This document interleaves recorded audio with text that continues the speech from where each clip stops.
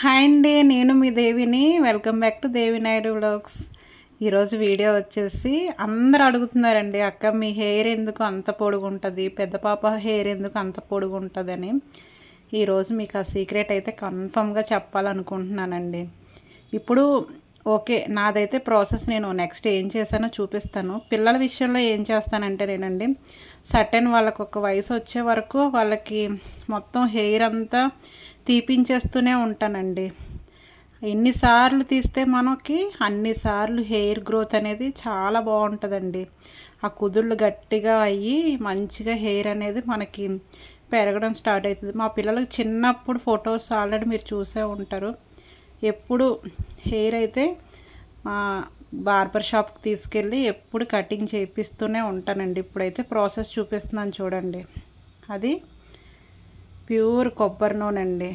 అందులో ఎటువంటిది కొన్నది కాదు, మాకు చెట్ల నుంచి అమ్మ పట్టించింది అయితే తీసుకొని అయితే వస్తానండి.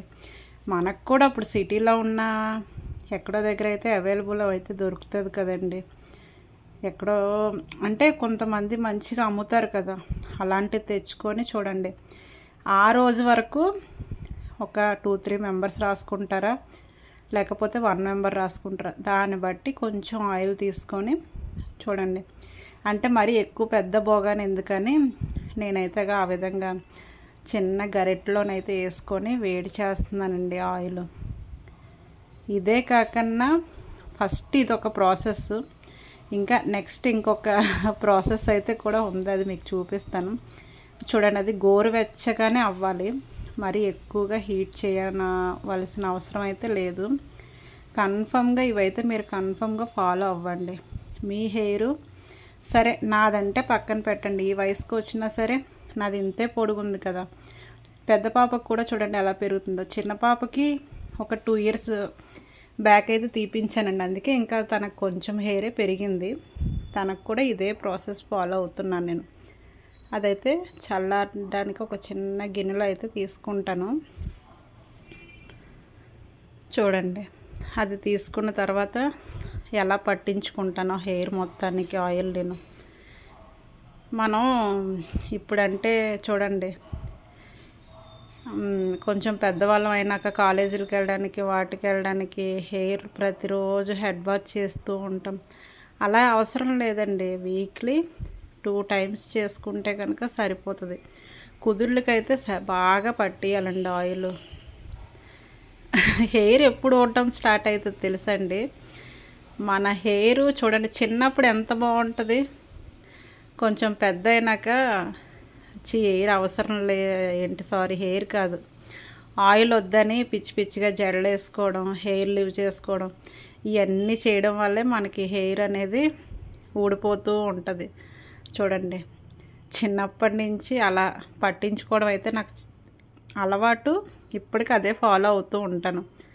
ఆయిల్ అయితే పట్టించుకుంటాను బాగా తలకి 2-3 సార్లు. చూడండి ఎక్కువగా రెగ్యులర్గా ప్రతిరోజు తలస్నానం అయితే చేయకండి అస్సలు.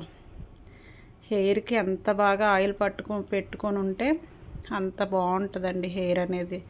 ఆ చల్లారిన ఆయిల్ని అలా పట్టించుకుంటాను తలకి నేను. ఇది ఎవ్వరు ఫాలో అవ్వరు, ఏదో నైట్లో పెట్టేసి మార్నింగ్ తలస్నానం చేసేసి మళ్ళా కాలేజీలకు వెళ్ళిపోవడం, ఆఫీసులకు వెళ్ళిపోవడం చేస్తూ ఉంటారు. అప్పుడు ఏమవుతుందండి, ఎండకి అదంతా ఎండిపోయినట్టు అయిపోయి చుండ్రు పట్టేసి ఆ చుండ్రు మొత్తానికి ఇంకా హెయిర్ అనేది ఊడిపోతూ ఉంటుంది. ఇదైతే అందరూ గుర్తుపెట్టుకోండి. నేనేం ఎటువంటి వేరే ప్రోడక్ట్స్ అయితే నేనేం వాడను. అలా మంచి కొబ్బరి నూనె ఒకటి తెచ్చుకొని నార్మల్ హీట్ చేసుకొని అలా చూడండి. నాన్న ఎంత బాగా కుదుళ్ళ వరకు ఎలా పట్టిస్తున్నాడు చూడండి. నేనేమి మీ దగ్గర దాచేది లేదు, ఏటి లేదు. నా పిల్లలకైనా నేను చేసేది అదే. నా చిన్నప్పటి నుంచి నాకు మా అమ్మ చేసింది కూడా అదే, అందుకే నా హెయిర్ అలాగే ఉంది, మా పిల్లల హెయిర్ కూడా అలాగే ఉంది. మీరందరూ కూడా ఈ చిట్కానైతే పాటించండి. కుదుళ్ళ వరకు మంచిగా ఆయిల్ పట్టించుకోండి. వారానికి 2-3 టైమ్సే చేయండి అంతే. హెడ్ బాత్ రెగ్యులర్గా చేయాల్సిన అవసరం అయితే ఏం లేదు. ఓకేనండి, ఈ వీడియో నచ్చితే వెళ్ళే ముందు ఒక్క లైక్ చేయండి. ఓకేనా, బాయ్.